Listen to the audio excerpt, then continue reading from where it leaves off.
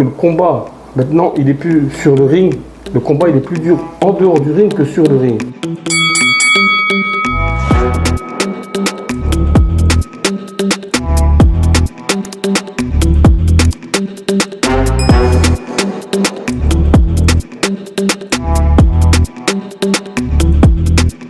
Bonjour à tous, bienvenue dans cette nouvelle vidéo. J'espère que vous allez tous bien.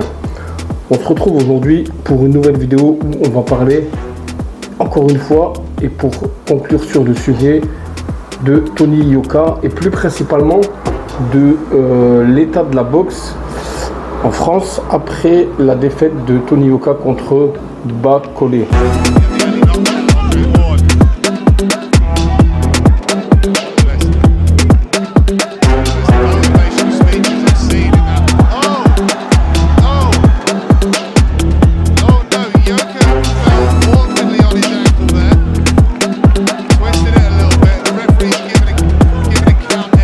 Donc déjà, on peut dire une chose, c'est que Tony Yoka attise les foudres et cristallise les youtubeurs, cristallise un peu tous les grands des réseaux sociaux. On peut s'apercevoir, moi j'ai fait une vidéo il y a 2 jours, je suis déjà à plus de 4600 vues et je remercie tous ceux qui ont partagé la vidéo.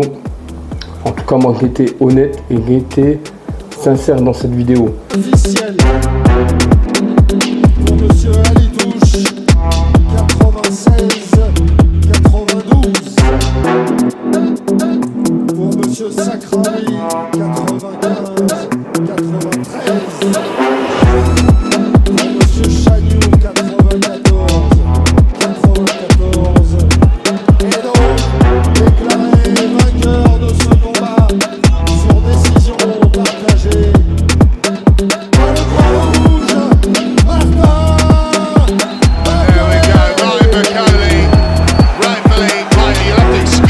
Donc à travers le combat de Tony Yoka contre Bakole, donc à travers la défaite surtout de Tony Yoka, il y a une chose qui me marque, c'est qu'on ne se rend pas compte en fait que Tony Yoka, à travers ses combats, donc il attire avec lui, je le disais déjà la dernière fois, beaucoup de boxeurs. Les grands galas télévisés, en tout cas en France, sont diffusés par Canal+, et c'est Tony Yoka qui est un peu la locomotive pour boxer. Donc sans Tony Yoka, il n'y aurait pas tous ces boxeurs qui boxent avant lui.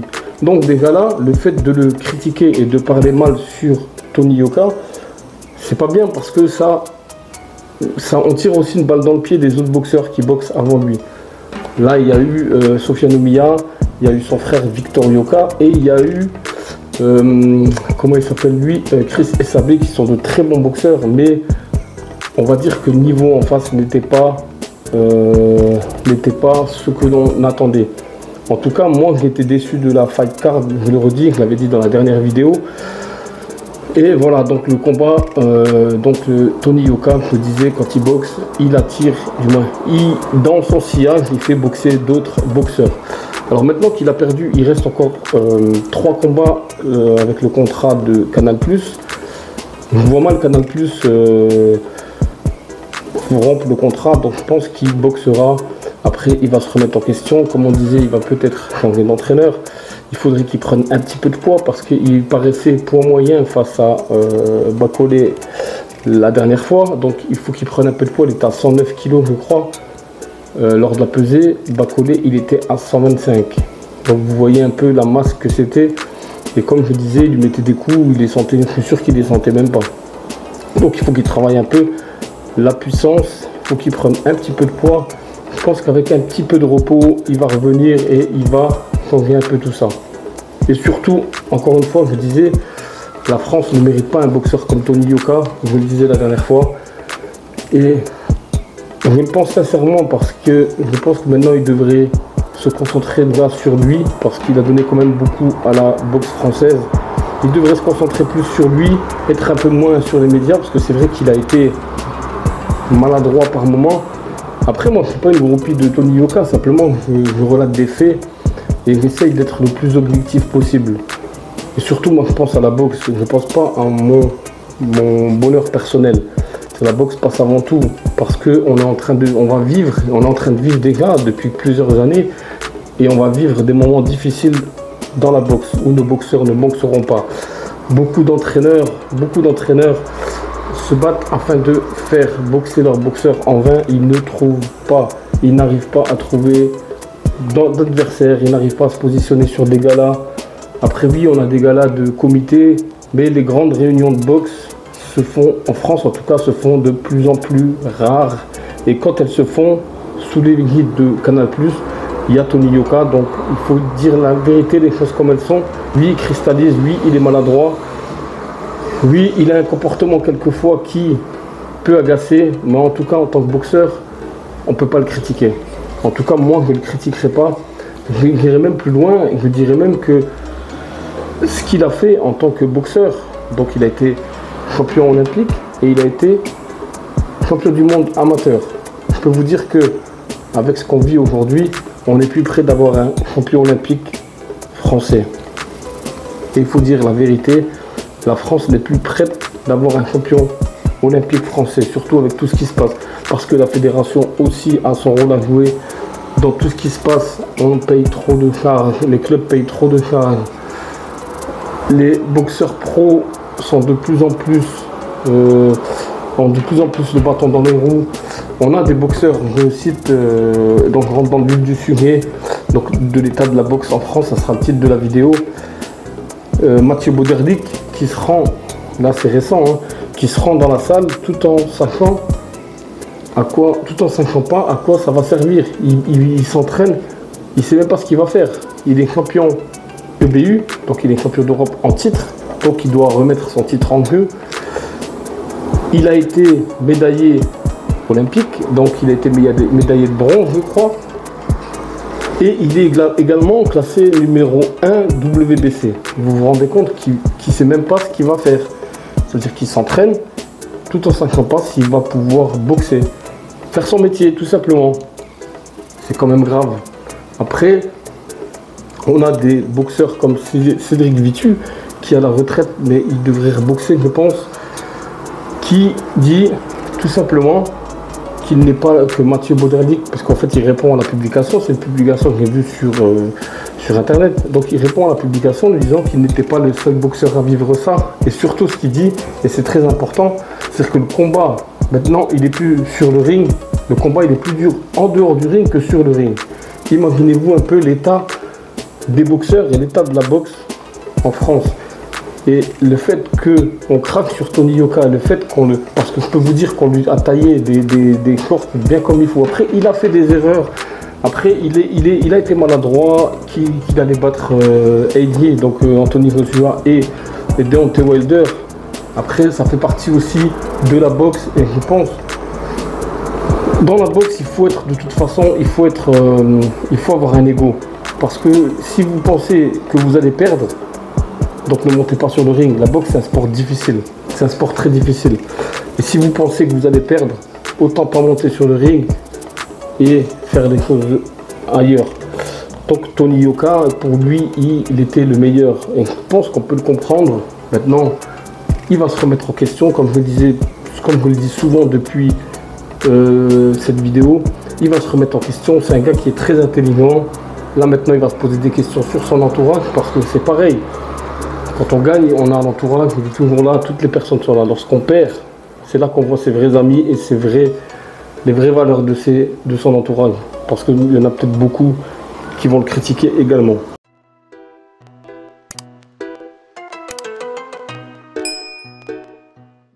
Faire boxer un boxeur actuellement, ça devient le parcours du combattant une vraie galère. Pour tous les boxeurs, pour tous les entraîneurs, c'est une galère. Et le fait de craquer sur Tony Yoka et le fait de le maltraiter, et maltraiter c'est un grand mot, hein, et le fait de le critiquer et d'un peu le juger sur sa boxe, parce que voilà, sur sa boxe on peut pas le critiquer. Donc ça fait que aujourd'hui beaucoup, je pense, de boxeurs ont peur un peu parce qu'ils se disent si lui ne boxe plus, quid de notre avenir à nous. Après on a plein de boxeurs qui en manque de défis, donc ça veut dire faire des choses, et j'ai pu recevoir Mehdi Coco qui me parlait justement de la même chose, qui n'a pas de défi, prend sa retraite sportive. On a un Nordine Oubaly qui a arrêté il n'y a pas si longtemps que ça. Il a pris sa retraite sportive pour se concentrer sur d'autres choses, mais ça montre qu'il n'avait pas de défi. Il n'avait pas de défi, donc il a arrêté. On a également Karim Guerfi qui a arrêté également sa carrière, mais là il revient, il va boxer prochainement, mais il avait aussi arrêté sa carrière sportive. Récemment, c'est très récent même, ça date de ce matin, cette nuit ou hier, je ne sais plus, j'ai vu la publication. On a Zakaria Atou, le boxeur du BAM Lerita, qui également prend sa retraite sportive en tout cas, parce qu'il n'a pas de défi. On a beaucoup de boxeurs comme ça, Maïva Amadou aussi, qui a pris sa retraite. Donc, il n'y a pas de projection, pas de perspective, pas de défi. Du coup, le monde de la boxe est en chute libre. Du coup, un peu comme tout, de toute façon, le monde de la boxe, il ne va pas y échapper. On est dans une période très difficile pour tout. Mais la boxe était déjà mal avant. Et là, c'est encore pire, c'est en train de carrément prendre le toboggan. J'aimerais revenir également sur le code, parce que la boxe anglaise en tout cas, c'est une boxe qui a beaucoup de codes. Et je pense qu'en France, on n'a pas ces codes-là. Déjà, la France n'a pas tout simplement les codes sportifs. La France n'est pas un pays à la culture sportive. Alors, je ne vous parle même pas de la culture boxe. Pour parler de la culture boxe, parce que moi, c'est ce qui m'intéresse, pour parler de la culture boxe, il faut connaître la boxe. On a beaucoup de personnes sur les réseaux qui se considèrent les meilleurs, qui disent tout et rien sur tout. Ils n'ont jamais mis les gants de leur vie. Ils ne savent même pas c'est quoi monter sur un ring. Et tu as des gens qui parlent de tout, de rien, je suis le meilleur, regardez-moi.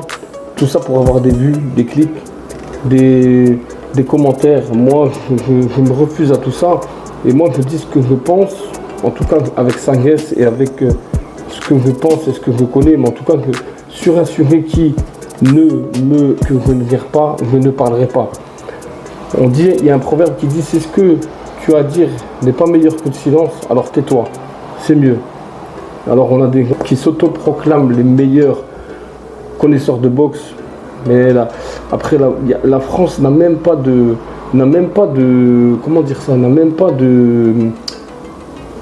spécialistes boxe qui peuvent parler. C'est un truc de barjo quand même. On a Jean-Philippe Lustig là qui est pas mal. On a Christophe Thiozo, pardon. Chaque fois je les confonds les deux, qui également est sur qui est commentateur sur Canal, qui lui connaît la boxe. On va pas lui dire le contraire, champion du monde WBC, etc. Mais on n'a pas de spécialiste boxe. On avait paix à son âme, Christian Delcourt avec Jean-Claude Boutier. C'était des bons aussi. Ils connaissaient, mais malheureusement, et ça fait partie de la culture boxe. En France, on n'a pas de spécialistes boxe qui peuvent parler de boxe, qui connaissent la boxe. Et ça, c'est un gros manque. Également, quand on voit dans les télés, ils martyrisent la boxe, ils martyrisent les boxeurs. C'est un truc de dingue. C'est un truc de dingue.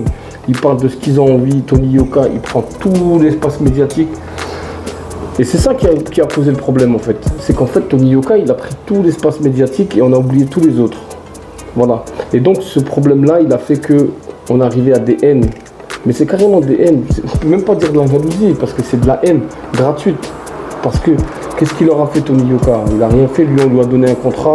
On lui a dit, on te donne 250 000 € par combat. Tu boxes. On va t'amener vers le titre de champion du monde. Lui, qui va dire non? Je ne sais pas. Vous allez dire non. Moi, en tout cas, non. Je comprends tout ça. On te donne de l'argent, tu vas, tu boxes.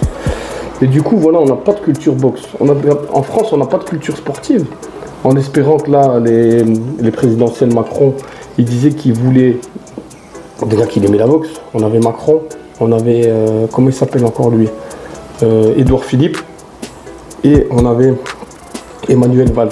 Emmanuel Valls, soi-disant les trois là, aiment la boxe. Et la boxe, c'est un sport qui est vecteur de beaucoup de choses dans les quartiers, parce que moi, c'est mon métier. Donc je peux vous dire que la boxe apporte beaucoup de choses aux enfants. La boxe fait vivre beaucoup de bons souvenirs aux enfants, parce que c'est ce qui reste à la fin. Parce qu'il faut être honnête. Hein. Moi, sauf s'il a vraiment un talent, je ne pousse jamais un jeune à rester dans la boxe. Vaut mieux qu'il aille faire du foot s'il est bon au foot, qu'il aille faire du vélo. Mais en tout cas, voilà, avec tout ce qui se passe maintenant, La boxe, voilà, c'est très très compliqué et il faut être un passionné comme je le suis.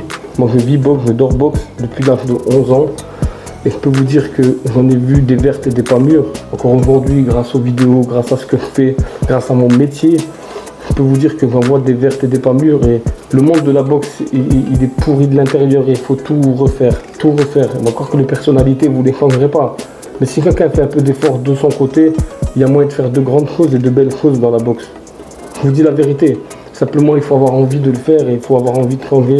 Et ça, c'est pas gagné parce que c'est un problème de personnage. Si chacun fermerait sa bouche et s'occuperait de lui et de son club et de ce qu'il veut, pas des autres. Laissez les autres tranquilles, ne vous occupez pas. Voilà, et c'est ce qui pourrit un peu le monde de la boxe. Et c'est ce qui fait qu'on arrive à des situations un peu conflictuelles. Moi, je vais vous le dire, je mets sur les réseaux des choses. Encore récemment, on a des gens qui vont critiquer l'autre parce qu'il avait une boxeur amateur. En fait, c'est le monde des réseaux. C'est-à-dire derrière un réseau, on est tous forts, on peut tous critiquer. Après, je vous dis franchement, je reviens parce que Tony Yoka, c'est le morphotype de la personne qu'il faut prendre comme exemple. Si on parle de jalousie dans la boxe, en jalousie, vous l'abusez. Si on parle de l'orgueil, si on parle de tous ces sujets-là, c'est des sujets qui m'intéressent. En plus, il va y avoir des vidéos qui vont sortir là-dessus. Jalousie, orgueil, tout ça. Et bien tout ça, on l'a dans la boxe. Tout ça, on l'a dans la boxe. C'est un truc de taré, c'est un truc de malade. On a tous ces... L'autre, il va te serrer la main, mais il va critiquer l'autre. Mais en fait, quand l'autre vient, il va lui faire la bise. On est des frérots. Frérot, on est ensemble. Toutes ces choses-là, moi, je ne valide pas. Et je ne validerai jamais. T'es pas mon frérot, on n'est pas ensemble. On peut bosser ensemble si tu veux, mais t'es pas mon frérot et on n'est pas ensemble. Voilà, donc je me disais, en espérant que j'en étais à où. Donc oui, la France n'a pas de culture sportive.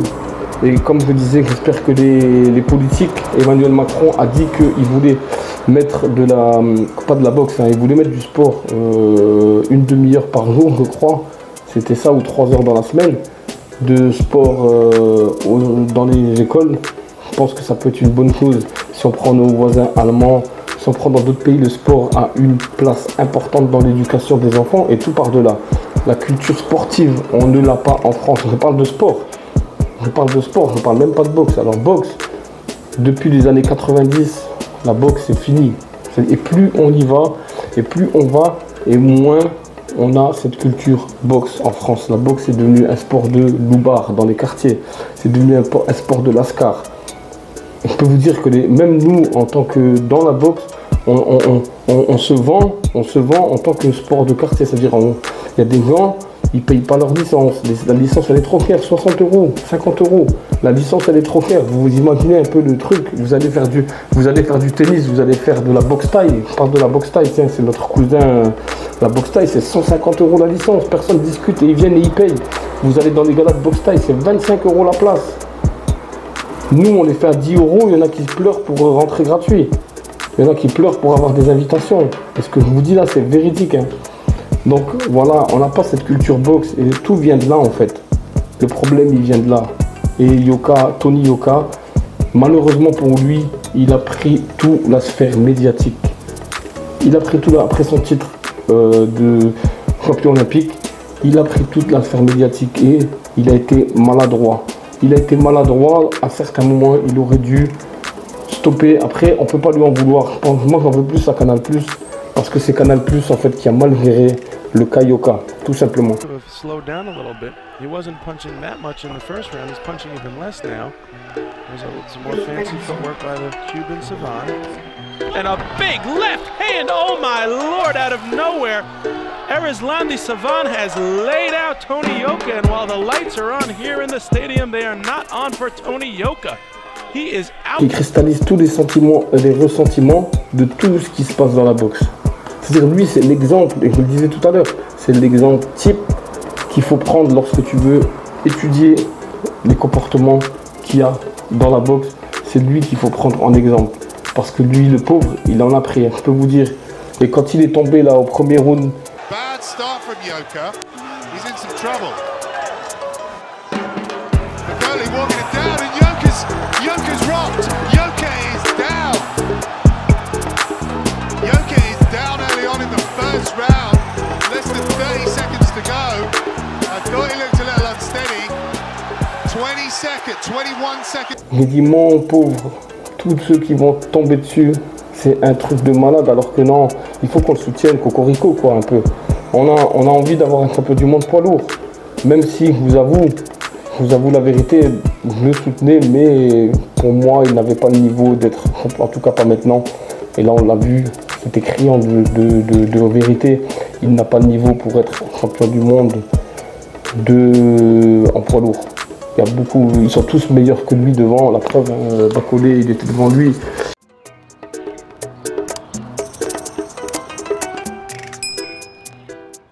Voilà ce que je pouvais dire sur cette vidéo. Je suis parti un peu dans tous les sens. C'est un peu décousu, mais je pense qu'on s'est compris. Et en espérant un avenir meilleur pour la boxe, mais en tout cas, il faut changer vos mentalités, les gars. Si vous regardez cette vidéo, changez de mentalité. Apprenez un peu à vous occuper de vous. Apprenez à vous occuper de votre club, de vos jeunes.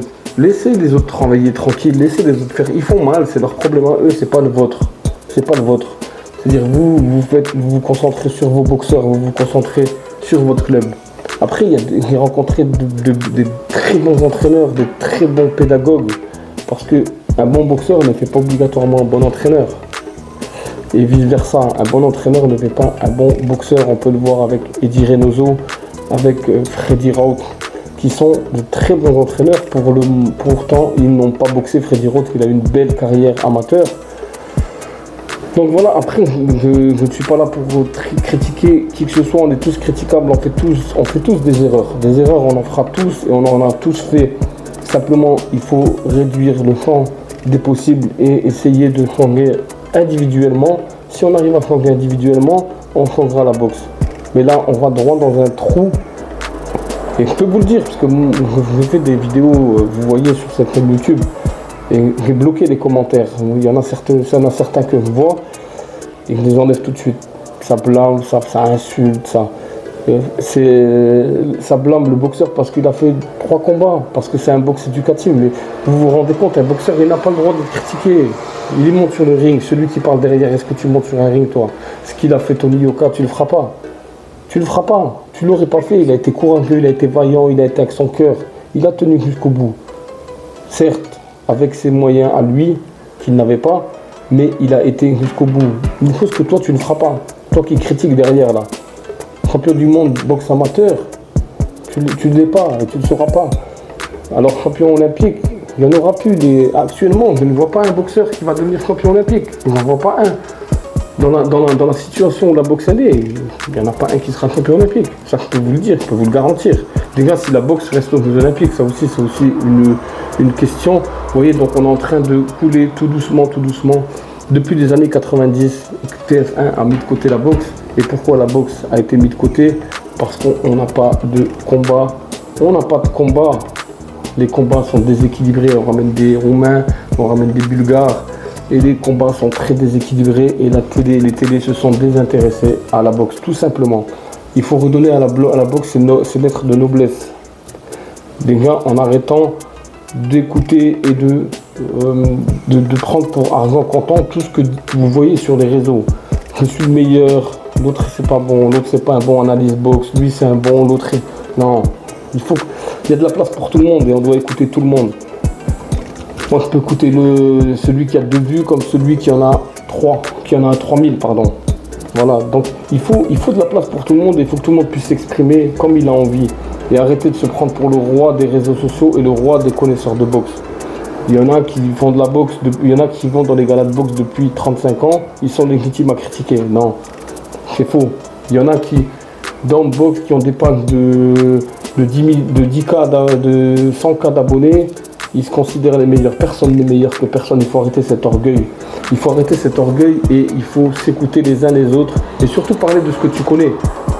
Et je le dis et je le redis encore. Si ce que tu vas dire n'est pas meilleur que le silence, Bellah, tais-toi, ne parle pas. Tout simplement. Donc voilà, je disais donc les boxeurs ne se rencontrent plus. Pourquoi? Parce qu'aujourd'hui, je le disais dans la précédente vidéo, le culte de la victoire, le palmarès doit rester vierge. Et si le palmarès reste vierge, sans rencontrer les meilleurs, parce qu'on ne veut pas se rencontrer. On ne veut pas se rencontrer. Et ça, c'est un gros problème dans la boxe également. Et voilà pourquoi les télés se sont désintéressées de la boxe. Il n'y avait plus d'adversité, il n'y avait plus de combat. Plus les combats ne valaient plus la peine. Voilà. Et on est en train de couler, je le redis, tout doucement, depuis que TF1, dans les années 90, et on est descendu inexorablement. On a de moins en moins de boxeurs. Même dans les salles, vous voyez, hein, les boxeurs, il y en a de moins en moins. Ils viennent, ils boxent, ils croient qu'ils sont champions déjà, ils seront champions demain. Ils n'ont pas besoin de courir, ils n'ont pas besoin de faire de pompe, ils n'ont pas besoin de faire de sparring. Ils veulent faire que du sparring pour certains. Ils veulent pas se donner à fond, ils veulent pas s'entraîner, mais ils veulent être champions. Voilà, après, ils sont pas tous comme ça. Attention, là je fais une généralité, mais c'est pas tout le monde qui est comme ça. Il reste dans la boxe, et j'ai rencontré dans la boxe personnellement des gens très bien. Mais en tout cas, à l'image de la France, pour conclure sur cette vidéo, il faudrait mettre un petit coup de pied dans la fourmilière, Fédération française de boxe, et tout refaire du début à la fin, de la boxe éducative, en passant par la boxe amateur, toutes les boxes, aérobox, compagnie là, à la boxe professionnelle. La boxe professionnelle a besoin d'être reconnue, le boxeur il est professionnel, il a que le nom, il est carleur le reste du temps. Il y a un boxeur carleur là, également, qui a arrêté sa carrière. J'ai plus son nom là, j'ai pas son nom, il s'appelle Romain Perron, vous regardez, vous cherchez, et il y a un article sur lui. Donc ce gars là il est carleur, et il est boxeur à côté. Il a 9 victoires et 6 défaites je crois, et il n'a pas de perspective, il a arrêté la boxe tout simplement. Voilà, c'est pas normal, il faut qu'on garde nos boxeurs, il faut qu'on fasse les choses avec nos boxeurs. Voilà, et donc je disais, à l'image de la France, un coup de pied dans la fourmilière, et on redébat surtout, on repose toutes les cartes et on refait tout, de la boxe éducative à la boxe pro, en passant par la boxe amateur et toutes les formes de boxe là, aéro, je sais pas quoi. Et toutes ces choses-là, il faut tout refaire et redonner à la boxe ses lettres de noblesse, parce que le sport est noble, c'est les gens qui sont à l'intérieur qui ne le sont pas. Merci d'avoir suivi cette vidéo, j'espère qu'elle vous a plu en tout cas. C'est la dernière que je fais concernant la boxe, parce que ça me tenait à cœur de parler de l'état de la boxe un peu après le combat de Tony Yoka. Prenez soin de vous, de vos familles, que la paix soit sur vous surtout. À très vite, et surtout, n'oubliez pas, vive la boxe.